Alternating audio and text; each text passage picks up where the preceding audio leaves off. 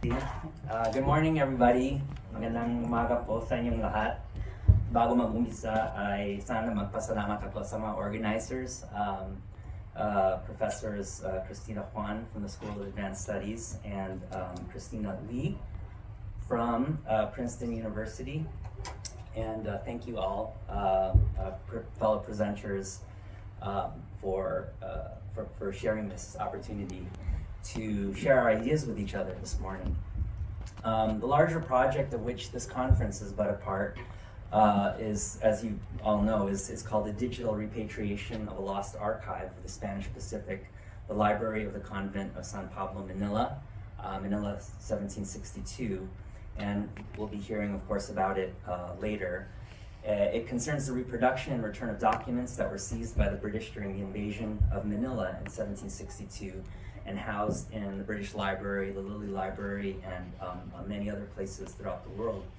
This digital repatriation will give scholars and the public wide access to the study of Philippine history and culture far beyond our small community, and we owe Drs. Juan and Lee our gratitude for making this opportunity possible. And from what I've seen so far, you two make a great team, so you make us very proud to all be part of your contribution. Thank you. Okay. The British invasion of 1762 has been frequently and conveniently heralded as the inauguration of the Philippines' long 19th century, its encounter and sustained engagement with the European influences of Enlightenment, Revolution, modern industry, and capital from a place Spanish priests and officials called the very edge of the earth.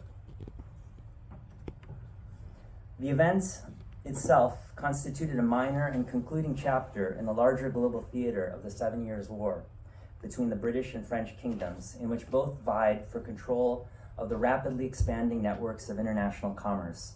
They did so, moreover, with the understanding that Spain could not enforce its claims to overseas dominion in the Western Hemisphere, much less the Pacific, and that this inability adumbrated a larger question regarding the future of those possessions, as well as the nature and character of international law and its exercise, its reach, or its inapplicability. Even beyond the ambitions of European monarchs, however, the 7 Years' War had inspired the efflorescence of radical ideas and visions. We should not forget that in 1762, it also marked the publication of Jean-Jacques Rousseau's Du Contrat Social, which was followed just 4 years later by the publication of Adam Smith's Wealth of Nations.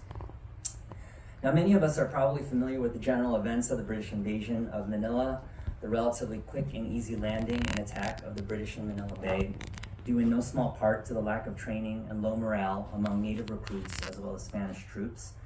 We are probably familiar with the capitulation of Acting Governor General and Archbishop Manuel Rojo del Rio Vieira against the advice of certain members of the Royal Audience, or Royal Council or Audiencia, as well as the Augustinian and some other religious orders. The self-appointment of Oidor, or council member Don Simon de Anda y Salazar, as acting governor of the islands against the acknowledgement of Spanish surrender to the British, Anda's leadership of Spanish and popular resistance to British rule in the provinces around Manila, the ransacking of the city by British and Indian soldiers with the assistance of the Chinese population, many members of the Chinese population anyway, and the equally sudden decision of the British to vacate Manila under the terms of the treaty signed at the conclusion of the war. And if we don't know this history, I've been told by certain reliable sources that the conference organizers plan to have an exam on it before the The ensuing memorials written by Anda y Salazar, as well as his fellow oidor and fiscal treasurer Don Francisco Leandro de Viana, diagnosed the failure of Spanish forces to resist an attack on the fortifications of Intramuros against the urgency of political, economic, and security reforms in the colonial government. These memorials and reports, as we have come to understand, inaugurated a period of colonial military, diplomatic, economic, fiscal, and even cultural reforms, which would preoccupy the affairs of the colonial state throughout the ensuing century. Yet these intended reforms, while appearing modern and in harmony with similar legislation taking place throughout the colonial world under European dominion, also concern themselves with the arrested continuity of an earlier project, which goes back to the beginning of Spanish rule in the Philippines. This project, in short, concerned the completion of the conquest itself, which had never been accomplished, and which, in its indefinite suspension, fixed in place a set of institutions and a political dynamic that would frustrate any possibility of enduring changes to the workings of Spanish rule overseas. The situation prompted 18th century French explorer Jean-François Galop de la Pérouse to dryly remark in 1787, "I believe it would be difficult to imagine a system of government more absurd than that which has ruled these colonies for the past 2 centuries." End quote. As I will argue, by the approaching century of colonial reform from this perspective, beginning with the British invasion of 1762 and its aftermath, we can better appreciate and understand the contradictory effects and consequences of those reforms in the ensuing century. In the following presentation, I will frame these effects around a general problematic. Why did the colonial reforms of the Philippines' long 19th century, whose very aim was the improvement, increase, and well-being of the wealth and rights of the native population, as well as the Philippine economy, usher in a period of social and political unrest, up to and including the events of the Philippine Revolution? The answer, I suggest, lies in the evacuation and reoccupation of the colonial model that preceded the event, in which new colonial agents and forces brought into being here were insufficient in overpowering and replacing the older colonial institutions and their dynamic. Specifically, the relative independence of the religious provinces and frontier areas, the privileges and exemptions of the religious orders from obedience to any law, and the reinscription of caste hierarchy under the Chinese mestizo burguese and inquilinos, subcontractors, reintroduced the very same problems the generation of colonial reformers had set out to resolve. On a larger level, as the generation of Dr. Jose Rizal and Marcelo H. del Pilar were to conclude in the closing decade of the 19th century, the impossibility of colonial reform stemmed from the fact that the very success of Spanish rule in the Philippines had depended on a perpetually unfinished conquest whose effects can still be witnessed in Philippine society and culture today. The description of the Philippines as the Spanish Empire's frontier outpost may well be among the most overused descriptors when describing Spain's trans-Pacific territorial possession. It highlights the marginal character of the Philippines from a military defensive perspective, as early conquerors and missionary priests argued for the necessity of submitting the archipelago in order to provide a defensive flank against the intrusion of European powers into the Western Hemisphere from the West. From the perspective of the evangelical ambitions of the religious, however, as well as merchants anxious to enrich themselves in trade between the Americas and Asia, the Philippines was quite central. The Spanish settlement in Manila promised to serve as the base for the departure and return of the religious orders whose anticipated evangelization of Asia would open new inroads for the economic and political penetration of the islands for the greater glory of Spain and the Church. And with the founding of Manila, as Dennis Flynn and Arturo Giraldes have famously argued, the material existence of a world economy in which the values of commodities and manufacture from every part of the world could now communicate and correspond with every other sprang into being.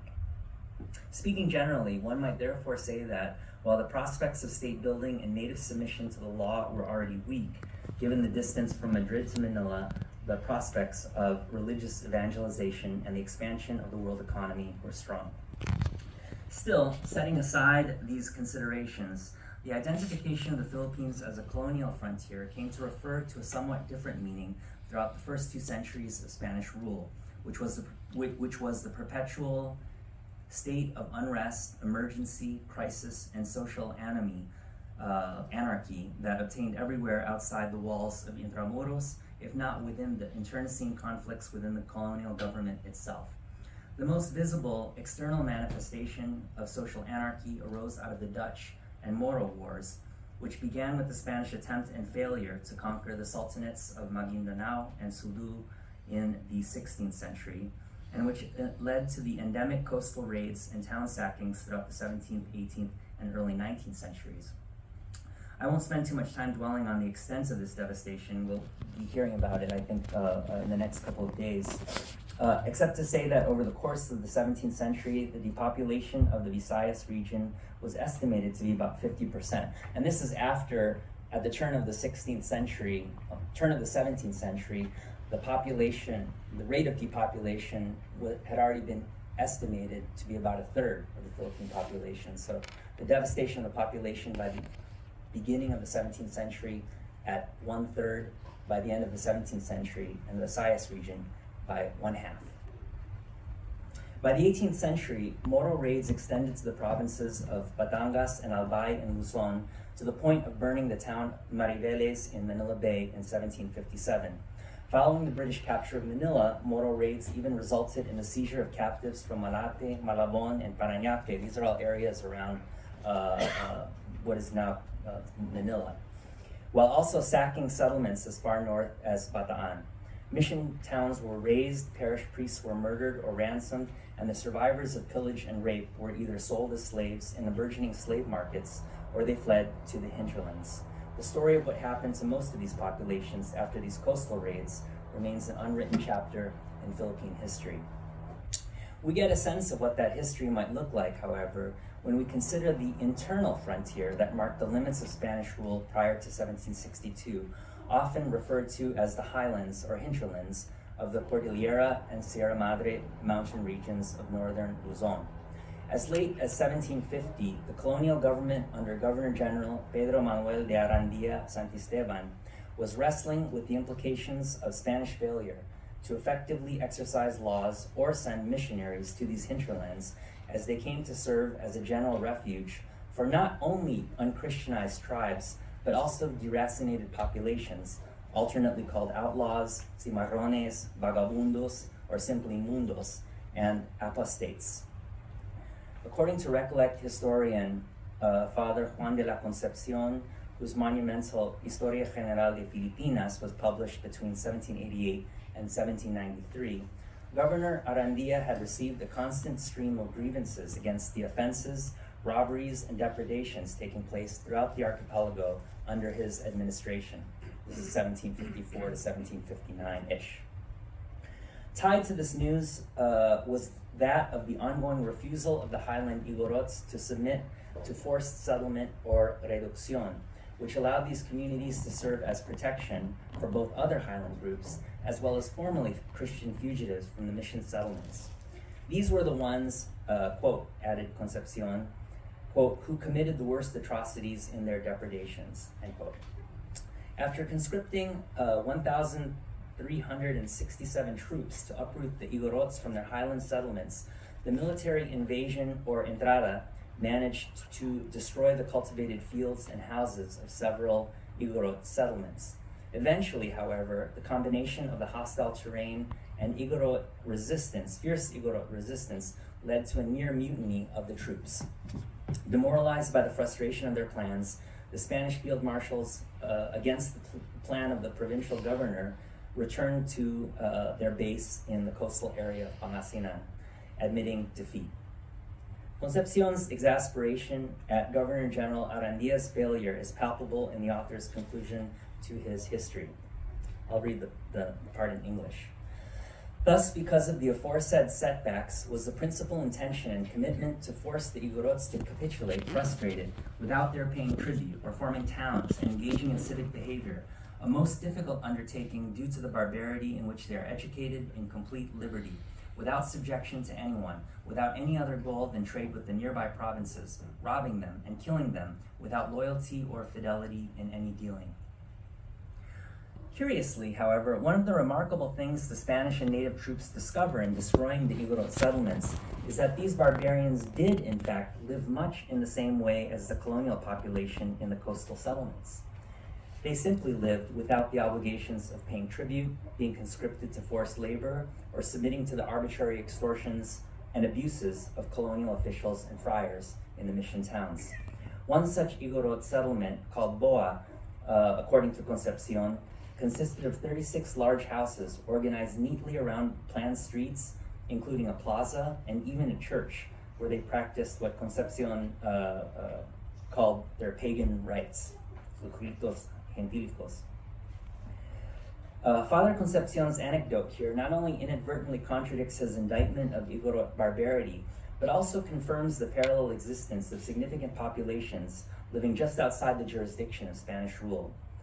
These consisted not only of pre-Hispanic, so-called pre-Hispanic indigenous groups who fled the original presence of the Spanish conquerors in Cebu, Panay, Luzon, and other areas in the 16th century, but also populations that continued to escape the mission towns or reductions, also called doctrinas, under the organization of the religious orders throughout the 17th and 18th centuries. It is these populations, Father Concepcion alleges, who taught the highland populations how to avoid Christianity and avoid submission to colonial tribute and conscript labor, without, however, losing access to trade, commerce, and even intermarriage with the coastal populations. And I can go on at length about this because it's the subject of my current research, but there are a lot of anecdotes of how these different communities would communicate with each other despite the prohibitions between the towns, the so-called Hispanized towns, and the outback where these groups resided. In the process of becoming Igorot, many formerly Christianized natives also transformed the indigenous highlanders into something other than what they were or identified as being. The Christian-like settlements established by these groups testifies to the unique counterpoint between settlement and unsettlement, in which the category of Igorot was formed. This is the thesis of William Henry Scott's discovery of the Igorots. What is important to underline in the formation of these societies, however, is that they existed and persisted outside the jurisdiction of Spanish authority, while also engaging in every manner of illicit trade, commerce, and social relationships with the coastal towns under the control of the provincial governor and the mission parishes. No greater testament to the size and scope of this highland sanctuary of fugitives fleeing Spanish colonialism and Christianity exists than the monumental rice terraces throughout the mountain province. Today, these rice terraces are included in UNESCO's World Heritage List, which describes the terraces as, quote, living cultural landscapes of unparalleled beauty, built 2,000 years ago and passed on from generation to generation. The Ifugao rice terraces represent an enduring illustration of an ancient civilization that surpassed various challenges and setbacks posed by modernization, end quote. UNESCO's description, however, relied on early scholarship of the rice terraces, which went largely unquestioned for decades. This earlier estimation was based, for the most part, on semi-formed speculations of how long it would have taken for the existing Ifugao highland population in the 20th century to have built all of these rice terraces prior, based on miscalculated population estimates and some speculation. In 2009, however, UCLA archaeologist Stephen Acabado published a surprising and controversial discovery based on chronometric data from carbon samplings along the section of the network close to the lowland regions of Luzon. His research determined that, far from being 2,000 years old, their creation and period of greatest expansion took place after 1585. In other words, after the arrival of the Spaniards. His research confirms, in other words, a hypothesis first developed by Felix Keesing in 1962. In Keesing's words, the terraced landscapes of the Ifugao are the end result of population expansion into the Cordillera Highlands in response to Spanish colonization. And I just love some of these photos of the rice terraces, and so I'm showing you some of them. These are some photos that are done by a professional photographer, Macbeth Omega, but they show the extent of the rice terraces, which go throughout the mountain province as well as Benguet. While Acabado and Keesing's findings may come as a great disappointment to both UNESCO and the cultural nationalists touting the antiquity of the seemingly superhuman feat of environmental engineering, their research exposes us to a different kind of amazement. It allows us a panoramic view of a secret history unfolding just outside the gaze of the Spanish colonizers for 2.5 centuries. If we view the terraces as an invention of the early modern Spanish period rather than antiquity, they attest to a massive collective refusal of colonial rule, a refusal and flight of coastal and lowland populations into the Luzon and northern hinterlands, which led to the great counter-settlement of these islands between the 16th and 18th centuries, and which carried on undiscovered by the Spaniards until the Arandia expedition of 1754-1755.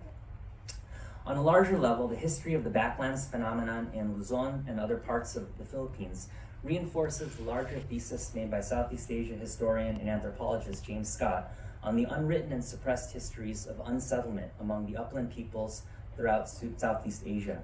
As Scott writes, the history of hill peoples is best understood as a history not of archaic remnants, but of runaways from state-making processes in the lowlands. The effect of all state-making projects was to create a shatter zone or flight zone to which those wishing to evade or escape bondage fled. The case of the highland Ifugao, also called Igorots or Igorotes, although this term has grown to encompass the Kalinga, Benguets, Bontocs, and Apayo indigenous peoples, as well as untold other indigenous identities, is particularly instructive. This culture, routinely derided or condemned by Spaniards as primitive, turns out to be a rather modern or early modern invention, an amalgamation of diverse indigenous and refugee groups living between the coast and the highlands, who became Igorot in the layered movements of flight, desertion, and apostasy from the Spanish conquest and mission pueblos. Cultural anthropologist Alicia Magos, who researches the upland dwellers of central Panay, a large island south of Luzon in the Visayas region, arrived at a similar conclusion based on her study of Bukidnon epics. Magos was initially struck by the boat-building tradition that these mountain people had retained for centuries through their oral traditions, after they had ceased to build boats or live in coastal areas of the island. In fact, one of the chanted epics she succeeded in recording, the Humadapnon, which belonged to a severely endangered oral tradition, describes frequent episodes of sea travel. So this is a mountain group that's existed, the Panayanos, who existed in the highlands for presumably centuries, who actually have these epics about boat building and seafaring in their oral tradition. Her conclusion was that while pre-Hispanic settlers on the island probably moved further into the interior prior to the Spanish arrival, quote, they were later joined by other people who wanted to escape military recruitment during the Spanish regime, as some Spanish records of the early Spanish period mention the movement of lowlanders to the interior to escape tribute, forced labor, and military conscription, end quote. The persistence of both an external and internal frontier, which showed itself in the ongoing and unsuccessful attempt to protect the coastal populations in the Visayas from Moro attacks, as well as the permanence of native flight or continuity of native flight from the mission towns from the policies of forced settlement, constitutes the first domain of analysis that confronted the colonial reformers of the 18th century. It informs and reinforces a second domain of analysis, however, which is the peculiar form of Spanish authority in all the provinces outside Manila throughout the colonial period, and which centered on the depredations and abuses visited upon the colonial native population by the religious orders on the one hand, and the provincial governor or alcalde mayor on the other. What both had in common was the privilege to exercise what I call the rule of expediency in all areas outside Manila. This consisted in the perceived necessity of suspending or altering the exercise or application of laws in the mission towns and frontier provinces, which more often than not coincided with the preservation of entitlement and privileges to Spanish officials and regular clergy, and which almost always translated into a form of malfeasance, corruption, or abuse. This rule of expediency expressed itself, first of all, in what John Phelan famously called the administrative flexibility of Spain's overseas empires, which allowed representatives of Spanish authority to subvert the very laws they were appointed to enforce to their enrichment and advantage. So, for example, a provincial governor or alcalde who is prohibited by law to engage in commerce could pay a sizable sum of money called the indulto de comercio in order to circumvent the law intended to protect colonial subjects from the manipulation of commerce by colonial officials. The greater notoriety owing to the flagrant disregard of Spanish laws, however, belongs to the regular clergy, who maintained up to the very end of Spanish rule that, by agreement between the Spanish monarchy and the Pope, their inclusion as members of their religious orders placed them outside or beyond the jurisdiction of both crown authority and the canon law of the official church. This argument, often referred to in short as omni moda, contended that, given the distance of the mission towns from the ecclesiastical reach of the official church, they were empowered to perform tasks normally entrusted to ordained priests, without, however, being subject to the authority of the church, which in turn obeyed the authority of the crown in Spain's overseas territory. The absurdity of such a claim to immunity from both civil and canon laws among agents entrusted to enact those same laws was reinforced by the constant threat of the religious orders to withdraw from the mission towns should their privilege be violated. In the back and forth struggle over the course of the 18th century between the religious orders and either the official church or colonial government, the regular clergy succeeded in significantly expanding its numbers, as well as its inflated number of mission towns and settlements under their jurisdiction. This expansion reinforced their reluctance, if not outright defiance, to support the training and ordination of secular priests who would be subject to the authority of bishops and canon law under the official church. The third domain in which the theme of the unfinished or incomplete conquest appeared in the writings of colonial reformers of the 18th century was the establishment and continuity of a Sinocentric economy in the Philippines. This economy revolved around two axes. The first was the entrepot trade between the Middle Kingdom and New Spain, which was facilitated exclusively by Spanish merchants in Manila through the Acapulco-Manila galleon trade. The second axis was the dominance of Chinese merchants in provincial trade. These merchants took advantage of corrupt officials and unenforced laws to settle in the provinces, where they lived in segregated districts called parianes outside the Spanish villas and mission towns, or pueblos de indios.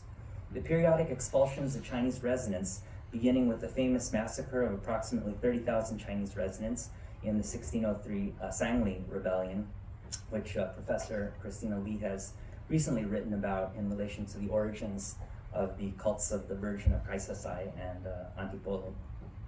Just came out last year, so check it out. These expulsions did little to stem Chinese immigration to the islands, up to and including the Chinese expulsions between 1766 and 1772. The reason why is not difficult to see. The Spanish and settled native populations depended completely on Chinese imports, which ranged from staple foods and textiles, agricultural implements, and tools for mining, as well as Chinese artisan labor. As Salvador Escoto has observed, the inconsistent and uneven expulsion of Chinese residents from the towns and settlements outside Manila in the period following British invasion reflected this dependence, as well as the reluctance of both local colonial officials as well as native colonial subjects to lose their access to commodities that neither produced. So I'll begin summing up here.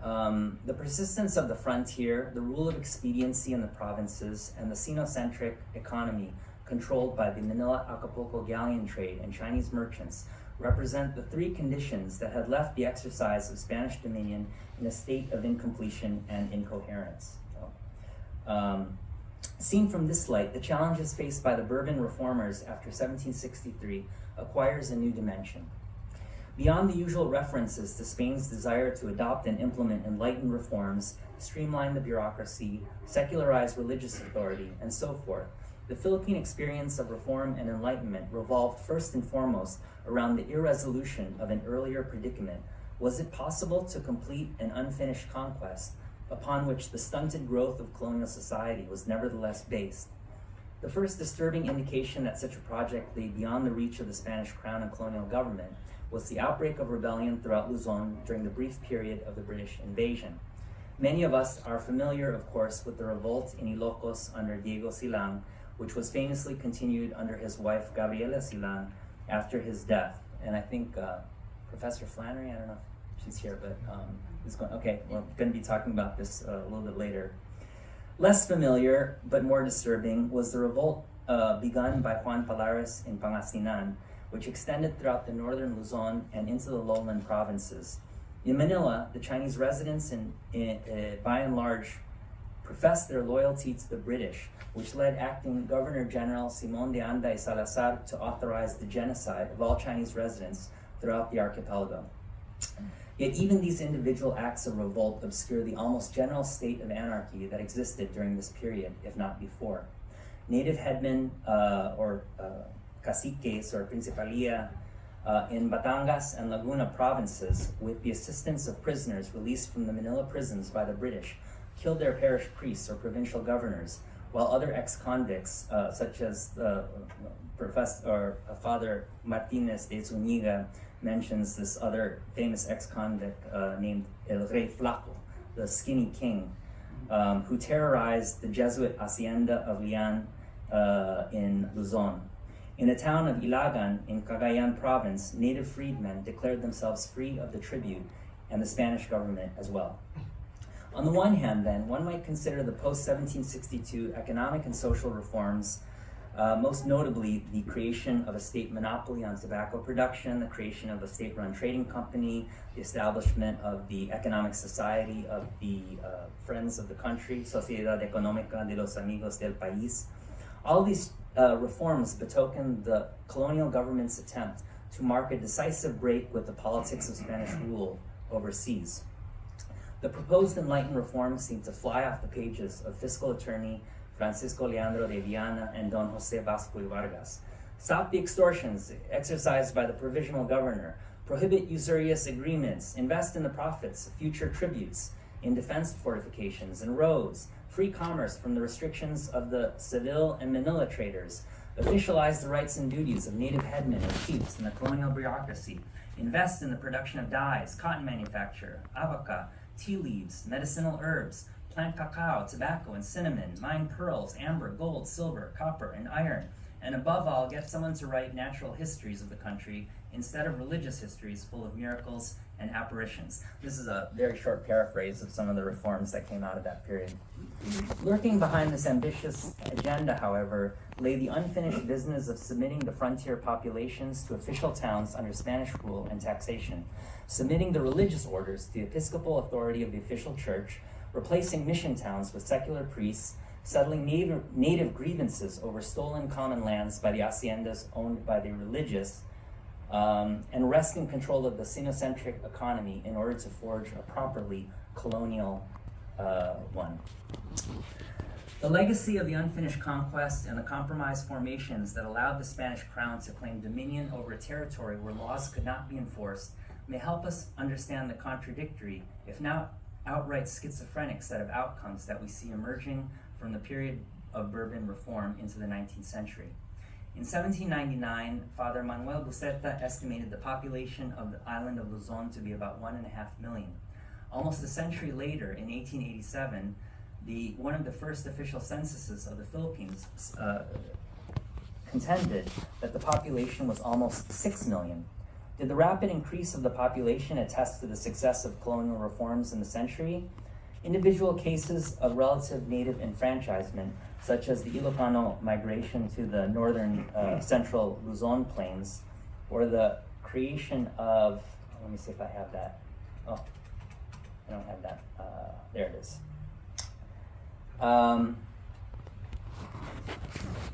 Individual cases of relative native enfranchisement, such as the Ilocano migration to the central Luzon plains, or the creation of abaca and sugar plantations in the Visayas, seem to validate the thesis. At the same time, however, the attempted establishment of tobacco and wine monopolies led to the staging of 2 uprisings in Ilocos in 1821. 2 years later, the Creole Captain Andres de Novales staged a coup in Manila due to his resentment of the arrival and promotion of peninsular Spanish officers.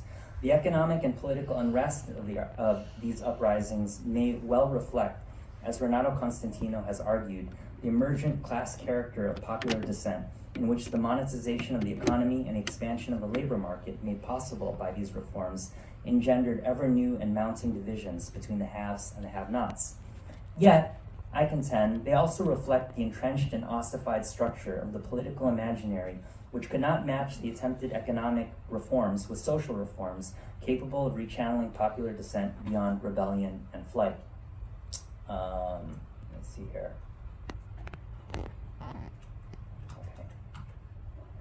Okay. Here's another slide that just shows the consequences of Philippine economic progress in terms of the collection of tributes of settled populations and the receipts, income receipts of the tobacco and alcohol monopolies, as well as the government contribution. You can see. I don't have a pen here, but you can see how the Crown's contribution to the upkeep of the colony decreases between the 1695 and 1809 to zero, whereas the corresponding increase of income in these monopolies rises. The ambiguous outcome of the Bourbon reforms is even more pronounced in its proposed centralization of executive power in the Governor-General and its extension through an expanded colonial bureaucracy. Following the expulsion of the Jesuits from all Spanish territories in 1767 and 68, the colonial government under Anday Salazar and Archbishop Basilio Sancho Justa launched a renewed push to submit the religious orders to official inspection and transfer the mission parishes to ordained secular priests. Anda's well-known memorial against the religious orders in 1768 enumerates 19 abuses the orders regularly committed, making a dead letter of laws promulgated by the Crown in its overseas territory. This memorial also proposed the remedy of subjecting the religious orders to episcopal inspection, relieving them of their mission parishes, obliging them to return to their missionizing efforts, and forbidding them from collecting unlawful fees for religious services, as well as mandating the teaching of Spanish. 8 years later, however, as Governor-General, who helped to inspire the royal decree commanding the implementation of these reforms, Anday Salazar performed an about-face on his earlier conviction and instead suppressed any change to the colonial custom of administrative flexibility and friar immunity from laws. So, in other words, Anday Salazar was the most sort of ardent proponent of secularization until he became elected or appointed Governor-General several years later, and then he turned around and actually went against the legislation the Crown had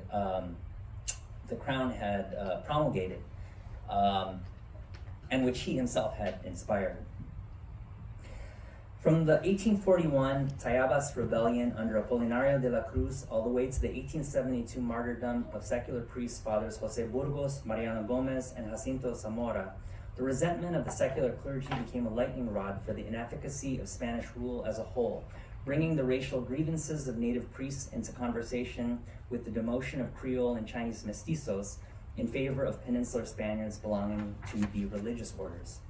Finally, the Chinese expulsions of the late 18th century consolidated an escalating trend that began as far back as the 17th century, which was the permanent settlement and intermarriage of Chinese residents with Spaniards or natives, and the insertion of their descendants into positions of authority formerly held by the native elite or principalia before that authority had become formally integrated into the colonial bureaucracy. And I'm going to skip over this part. We can talk about it a little bit later, but you can see a trend within the 18th and 19th century in which the decline of the native elites, the loss of their hereditary privileges and their absorption into the colonial economy corresponded to the new appointment and election of Chinese mestizos into their places in the colonial government throughout the 19th century. The ambiguous takeaway from the aftermath of the British invasion of 1762 can be summed up in a phrase by Vasco y Vargas in his friendly memorial of the general economic plan he proposed. Nada tenemos, todo lo ignoramos, which one can either translate as, we have nothing and we neglect an awareness of everything, or simply, we have nothing and don't know anything about anything. Depending on the context, some may read his statement as an inspired challenge to his peers and inheritors, something along the lines of Kant's famous dictum, aude sapere, have the courage to know, which he wrote in 1784 in his essay on enlightenment. Others, more pessimistically so, however, may read Vasco y Vargas' statement as the exasperated lament and awareness that colonial governance as it had been fashioned throughout the early centuries of Spanish rule was in fact based on a necessary ignorance and neglect. As the 19th century saw Spain racked by the vicissitudes of revolution and restoration, with the loss of most of its overseas territories by 1821, the colonial government resignedly took up the task of calibrating the pace of colonial reform with the pace of the unfinished conquest. The larger question looming on the horizon, however, remained the same. How effective, how reasonable, how just, how peaceful, and how free can colonial reforms be when their ultimate end is still the perpetuation of colonial rule? And I have a last slide here that got me thinking a lot about that particular question, which was an article that came out in the New York Times about an early speech of Queen Elizabeth's, on the survival of the Commonwealth in the aftermath of decolonization, and her hope that there was actually a post-colonial order for these countries that would somehow include Britain. And I think a lot about her attitude or her approach to that question in 1953, being very kind of similar to the position that Vasco y Vargas was in at the end of the 18th century. But in either case, with that, I close. Thank you very much. Maraming pong salamat.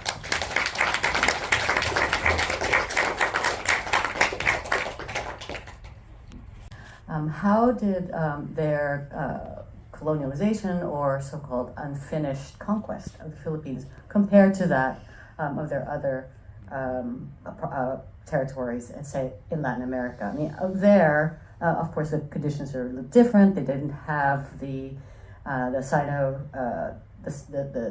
populations, the Chinese populations, but they might have had other, indigenous and intervening populations that affected their work in Latin America. Could you comment briefly on that? Thank you. Yeah, thank you for that question. Do I need to turn this on? Or? Okay, That's there. on. All right.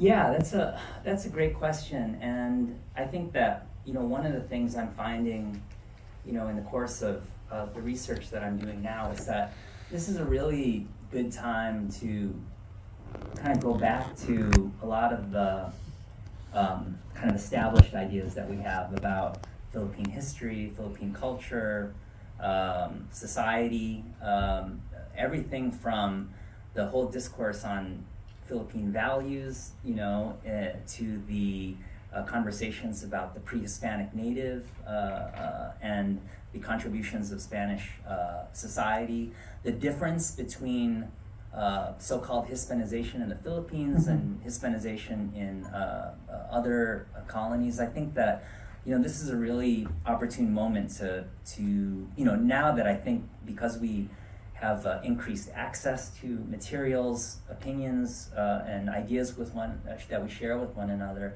it's a really good moment to be either revising or overturning or questioning a lot of the certitudes that we used to have about Philippine history and its place in the world.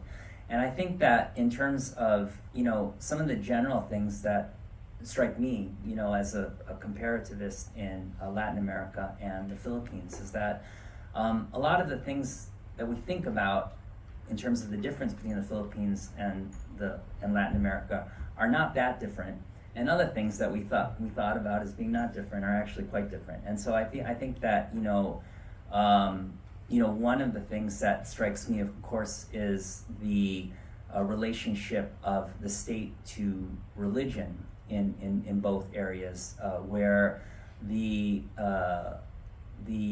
church in New Spain or contemporary Mexico and Peru was able to actually secularize or subordinate the religious orders to the power of the archbishop, who was under the crown very early in Latin American history in the early 17th century, up to a certain degree. So again, when you look at Mexico City, when you look at Peru, when you look at the central areas, you see a very strong official church, and the submission of the friars to the official church. When you move further on out into the periphery, you look at regions like Alta California, which was contemporary California, New Mexico. You look at the state of Guerrero, Zacatecas, these other frontier areas. It's very similar to the Philippines. You have these Michelin settlements that are run by the religious orders, who are having the same kind of standoffs with the official government.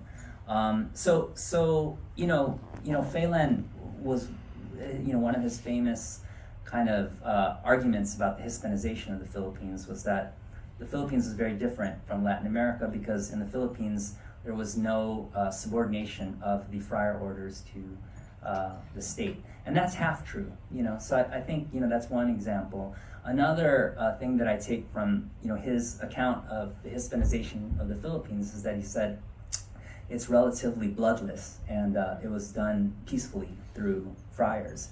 And again, peacefully, is like 1/3 of the population, dead after the end of the 16th century. Is that, how peaceful is that? Half of the population in the Visayas devastated after the 17th century. To me, it seems like those kinds of qualifications, which were always used in the service of highlighting the positive contribution of the religious orders to Philippine society, to me has been greatly overestimated, if not outright fraud, And so I think that that's another thing that really has to be kind of looked at again. Another aspect of the difference, I think, that people have made much of, but not always in the way I think that we should, is the difference of the kind of the rate of mestizaje, or intermarriage, which happened in a different way because there was a lot more Spanish immigration to the Americas in the early centuries of overseas rule than there was in the Philippines. Up to the very end of the Spanish control of the Philippines, there's just a very tiny population of Spaniards, really. That immigration began to increase in the 19th century, and that's why it's kind of interesting that in the beginning of the 19th century, you've got all of these conflicts between Peninsular Spaniards and other sectors of society breaking out. And it's actually, I think that it's really the immigration of the Spanish population that in many ways catalyzed some of the forces that were unleashed during the Philippine Revolution. And this is actually not my thesis, this is a thesis of Josep Pradera in Spain.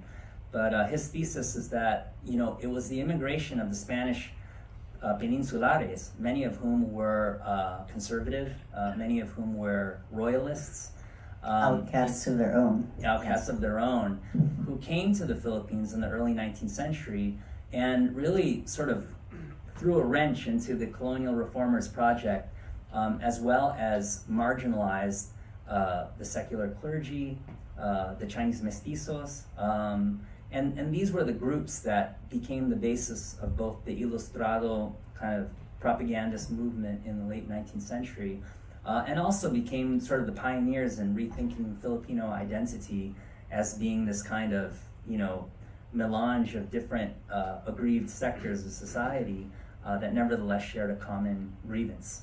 And that becomes very clear, I think, when you read Jose Rizal's essays at the end of the 19th century. He's like, we're not talking about a racial thing, we're not talking about a class thing, we're talking about a colonial thing. And regardless of whether you identify as one kind of person, you identify as another person, we all have a common grievance. And I think that was a very powerful sort of moment and also interpretation of that moment at the end of the 19th century. So I think, when I look at kind of both the character of mestizaje and also the role of the religious in government, I think those are two of the things that we really need to kind of look at. Maybe a possible third is this thing that I've been going on and on about, which is the persistence and the effect of an open frontier in the Philippines. Again, when you look at the Americas, a similar situation obtains, but it didn't seem to have the decisive impact or effect in the Americas as it did in the Philippines. And I don't know whether that's because the Americas are so big geographically, or because the Spaniards and the native elite were able to consolidate a center and a form of power around the extraction of gold in the mines, for example. So in other words, a finished conquest. Yeah. So in the central areas. Yeah. In the central areas. Yeah. So again, like you go out to Guerrero, you go out to Michoacan, and the culture there, religious culture, is very similar to that of the Philippines. But not in the areas around Mexico City. And so that is, I think, one difference that is worth thinking about. Thank you so much for that very thorough answer. Are there any questions from the audience? Thank you. Please. Please introduce yourselves and where you're from. Hello, I'm Christy. I'm visiting from Melbourne. She's one of the speakers in the first I'm session. coming next. So one of the things I find really interesting about Anders' anti-clergy position, and then like later how he backs away from that view, is that during the British invasion, he relies on the clergy really heavily to recruit people to defeat the British and to defeat the revolt. So I just wanted your view and how can he go from these very enthusiastic celebrations of the friars during the war to being immediately like, this is the worst thing and we need to get rid of them? Yeah, that's another really good question, and I don't know if I have an answer to that. It's so striking to me that, I mean, I'll tell you what the friars themselves said, is that they said that he was persuaded by other voices to launch this kind of criticism, and that later on he came to repent his foolishness and kind of. But I don't really. To me, that just doesn't really sound. Oh, but one thing, it's a very interested interpretation of what exactly happened. I think that, and again, I'm being very speculative here, that despite the support that the Augustinians and the Dominicans kind of gave him when he was out in the provinces, his trip to the provinces allowed him to see something that he had actually never seen before. He sees what the religious provinces are at, what's going on in the religious provinces. And this is, again, one of those things I think really needs to be studied in the colonial period, is that all of the generalizations that we make about the religious provinces and what's all the progress that's happening in the religious provinces and all the conversions that are happening in the religious provinces, this is stuff that we get from the missionary chronicles. And, at some point we have to try to read these chronicles a little bit more critically and actually try to figure out, well, what's going on? How is it that you can keep converting the population, and then by the end of the 18th or 19th century, there's so much of the population that's still somehow unconverted. There are certain things about the prose of spiritual conquest, I think, that need to be analyzed and critically studied. And so having said that, I think that that's one element that must have come into play when he wrote the sort of memorials, anti-sort of friar memorials in 1762, 1763.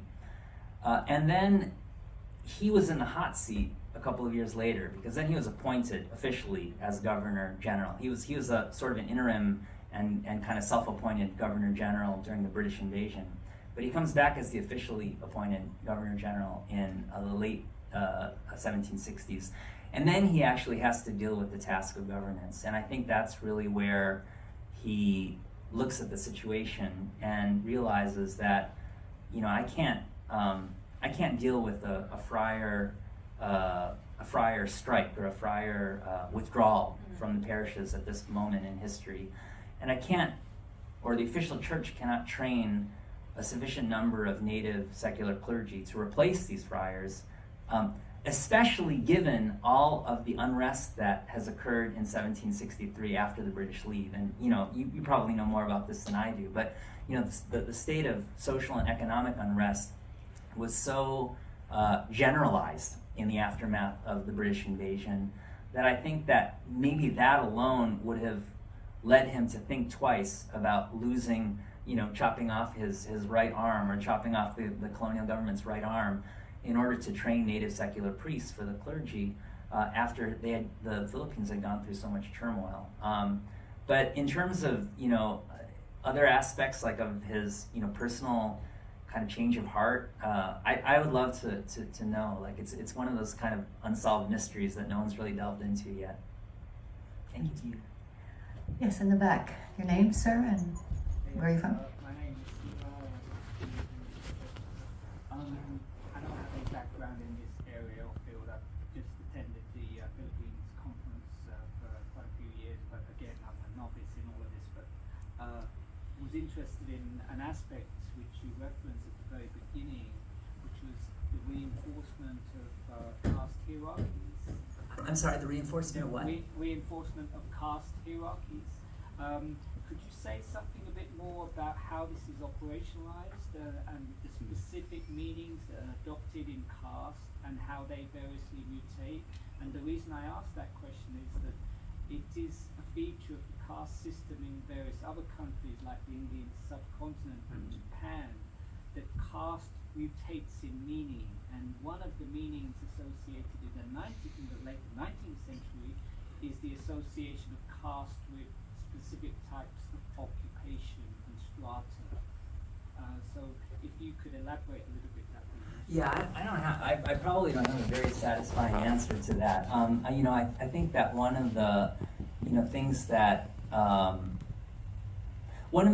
really strikes me in when you look at kind of the long view of colonial history between the 16th and the 18th centuries is that the Spaniards don't really start out with a very kind of clearly defined sort of segregation and hierarchy of different groups. But they arrive at that point a little bit later in time, in the say the mid 18th century. So I guess when I'm thinking caste, I'm not necessarily thinking of the Indian case specifically, but more looking at the introduction of race in order to make different kind of social and economic distinctions between groups. And so, like for example, in New Spain or in Latin America, it is in the late 17th, early 18th century that people begin trying to divide the population into a sistema de castas,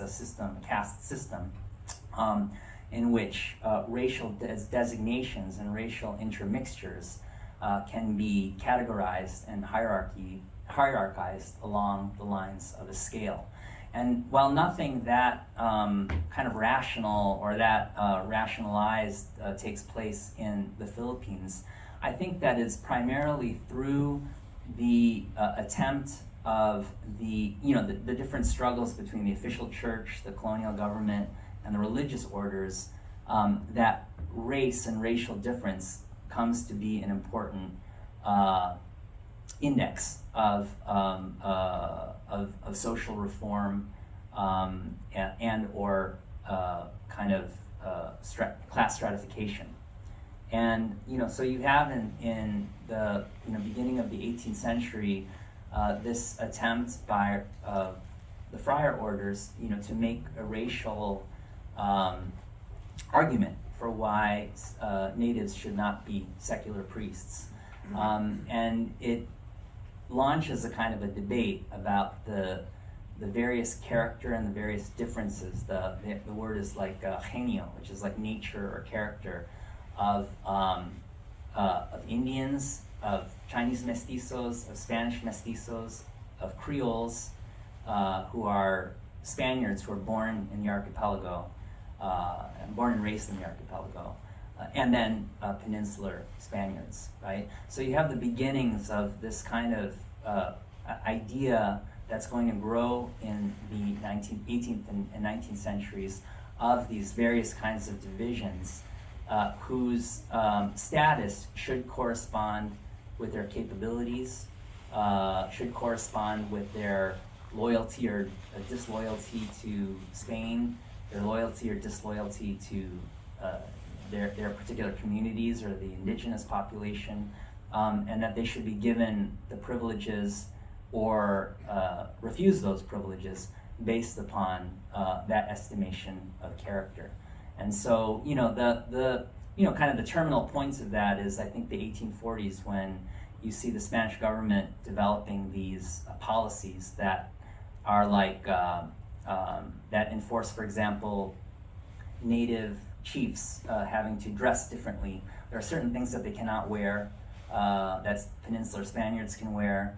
There are certain things that should distinguish their particular privilege from the privilege of being a Spaniard.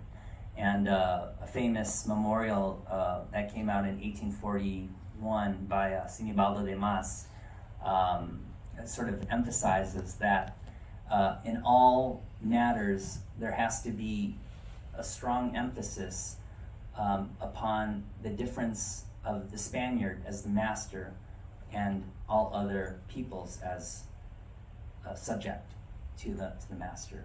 And so I think that's kind of the terminal point, really, where things begin to escalate, because once you have a crystallization of a dichotomy between the privileged and the non-privileged, then the only I guess structural resolution is some kind of resistance or critique of the system as a whole, which is what happens in the late 19th century.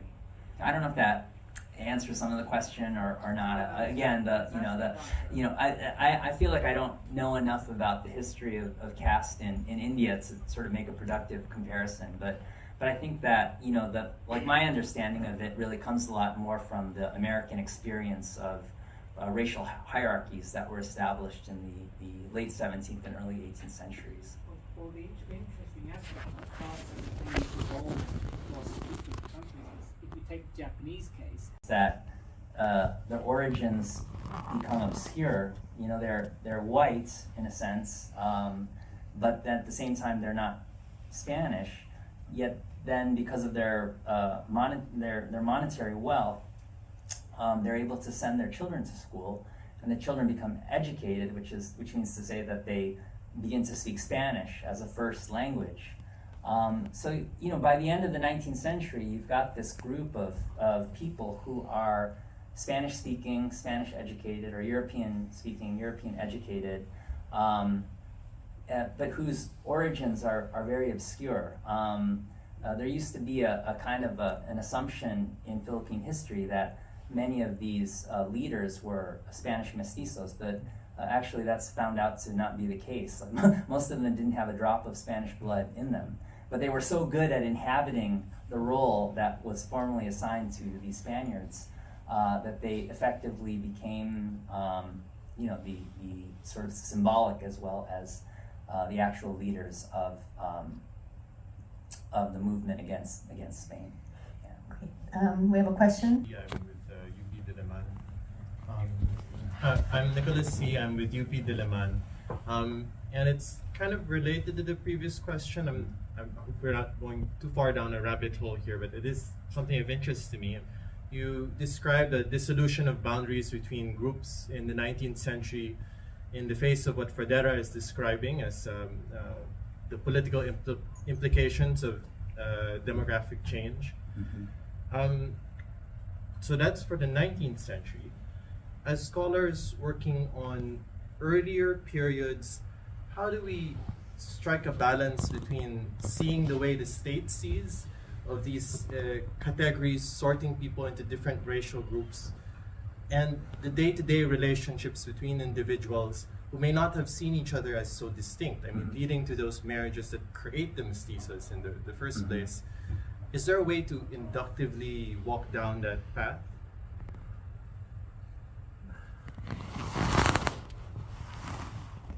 Yeah, I'm not sure exactly what you're asking, but I'll hazard an answer. I mean, I think that again, the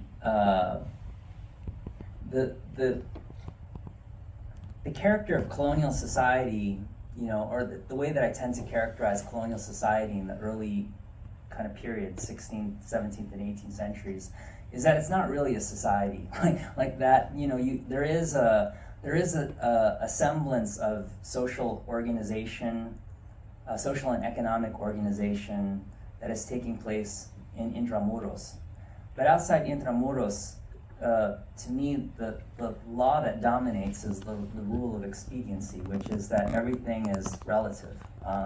So there can be situations where a priest, say, who is running a mission town, can see himself and act and behave as if he's an equal, on the same level as everybody else, a kind of egalitarianism.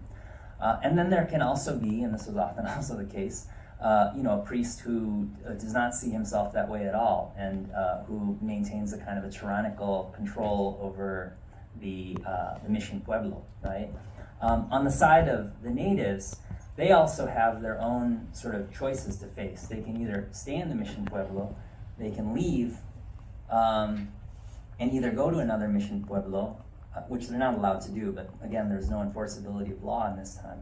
So they can either stay in the Mission Pueblo, they can leave to go to another Mission Pueblo, or they can just run away to the hills, and then they can come back after a little while, they can go to another town for a little while, they can, they have a range of options. So in that kind of open situation, in a frontier situation, you can't really enforce categories, social categories of distinction. On the one hand, yes, there is a native elite, there is a hereditary principalia, there is a distinction between the power of the headmen and their families and the timawa, or the freedmen, and the so-called alipin, which is a division that persists within native groups all the way up until the 19th century. I mean, despite efforts at different times for both the religious orders and the colonial government to abolish slavery, it was never abolished. And it was never abolished partly because captives in war were still allowed to be slaves, and the Moro wars were so prevalent that there was still the existence of slavery on that front. And also because the natives themselves argued, or the native leaders in any case, argued for so long and so persistently about the necessity of keeping their privilege in order to keep the colony running. And in this respect, the friars agreed with them. And so the religious orders, despite all of their denunciations of slavery in their writings, actually supported slavery. When the Jesuits were expelled from the Philippines, they, among their wealth, or among their assets, was something like 3,000 slaves. They were in the possession of 3,000 slaves. Where they got those slaves from, how they justified having slaves despite being on the books as being anti-slave, I don't know, but all of the religious orders employed slaves. Employed, that's kind of a funny word, but had slaves. Thank you. Other questions? Yes. My name's John. I am independent. No affiliations really. I'm just from Thank South you for London. coming. Thank you. Thank you for hosting and delivering such. I'm from South London, and this was a free event. I'm Filipino, and I just thought, All right. stars That's were what we aligned. I have to tell you before you ask your question, I just think it's awesome when I see Filipinos who are speaking with a British accent. Like, to me, it's like, oh my god, like that's what. Switch as well. I can do a Filipino accent. It's fine. I know. I've had to be a bit of a chameleon. So my sort of general question, and then I'll pinpoint to what aspects of your talk kind of inspired that question, which was, what might be the relationship between formal and informal spheres that look into the questions of what you're asking in this conference? Yeah. And I specifically, what inspired that question, or what made me think about it in your presentation, was the point that you made that we need to revisit assumptions due to the increase of material that we now have, and the sort of the pictures that you highlighted with the Manawi Rice Terraces, and kind of that, how controversial. I remember reading that piece and just being a bit kind of confused a bit about how I felt about it. And then also, I noticed in the program today has a kind of focus on, correct me if I'm wrong, but a focus on indigeneity, but also nativeness within this kind of. There's this assumption that colonialism and empire was just received by native people, but they were actually practitioners in that, not practitioners, but actors. At least. Engaged. They weren't just helpless. And that was what was inspiring me. Okay, one question. Yes. That's it. No, so I relate that to then the kind of decolonialism and Philippine reconstructionism that I find a lot on social media, and how there's a lot of informal spheres on social media, TikTok, Twitter and Instagram, Reddit, with all these kind of people growing an interest in history and in this field, and trying to reconnect with their own nativeness and indigeneity. How might a relationship between, because we're here in a university, how might that relate to people who have, like myself, just like an interest in this? Right. Okay, Jody, you have 1 minute to answer that. Okay. I mean, I really sympathize with your question because, you know, like a lot of the students that I have in San Diego are of Filipino descent.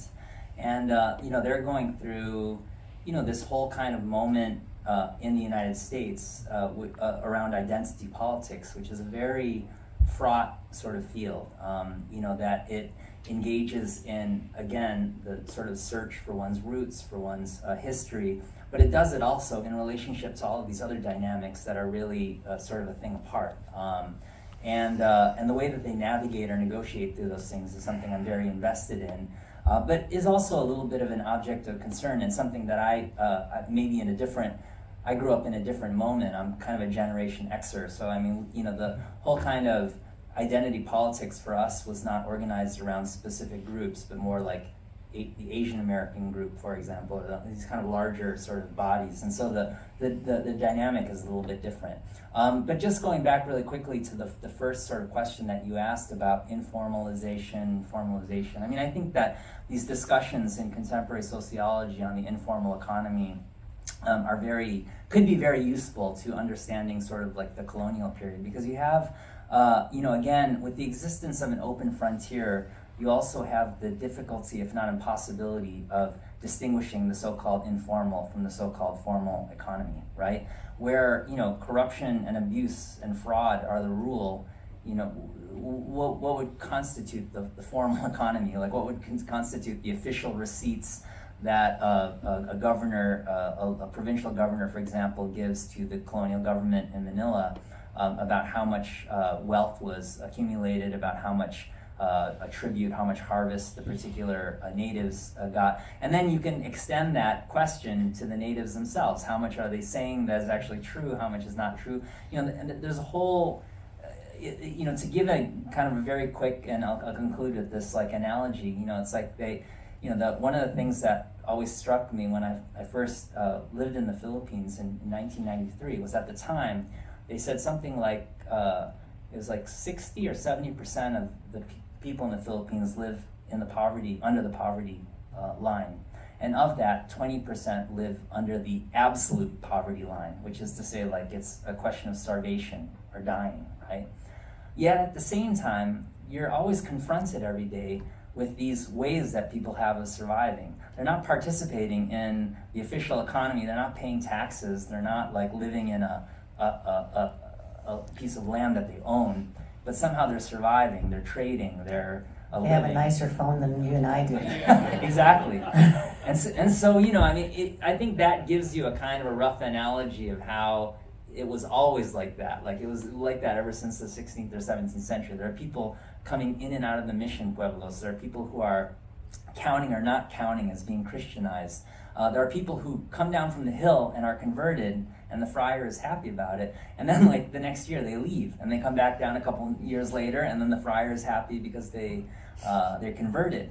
And who knows how many times some of these people converted into Christianity, out of Christianity. Eberhard's going to be talking later about the famous case of Muhammad Alimuddin ad-Muzin, who, you know, took a long time to become Christianized, and then, like, once he got back to Sulu, he was like, well, that was cool, I'm done with that. Yes.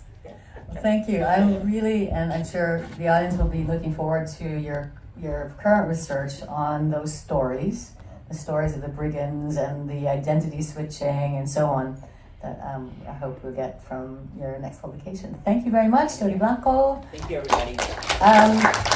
We will take 5 minutes from our schedule so that we can have a little bit of coffee.